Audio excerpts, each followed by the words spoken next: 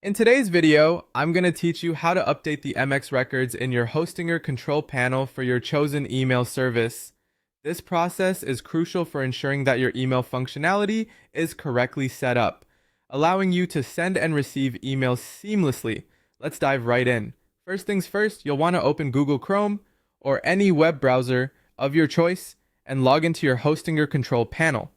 Once you're logged in, you're going to want to navigate your way to either the DNS Zone Editor or DNS Settings. Both of these options will get you where you need to be, and you can typically find them under the Domain Management section.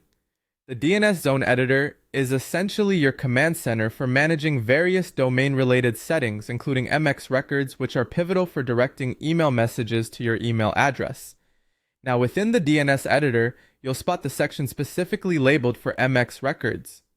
MX stands for Mail Exchange, and these are the records responsible for directing your emails to the correct server.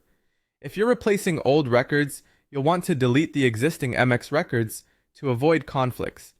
Be cautious here. This step ensures that your emails will function properly with the new service. So if you're uncertain about which records to remove, just make sure they align with your current provider's requirements.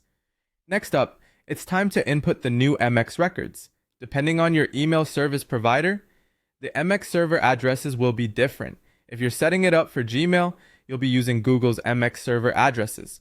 Hostinger provides easy-to-follow guidelines on what exactly to input, so do refer to them if you need specifics.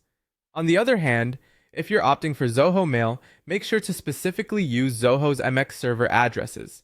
Both services offer this information readily on their assistance pages, ensuring you get the correct details inserted. Once you've added the new records, it's crucial to save these changes. This step is often easily overlooked, but it's what commits your new configurations to the system. After saving, be prepared to wait for DNS propagation, which is the process of updating records across the internet. This can take up to 48 hours, so during this time frame, there might be some fluctuations in email delivery as changes are updated everywhere. Finally, the last critical step is verifying your MX records within your email service setup.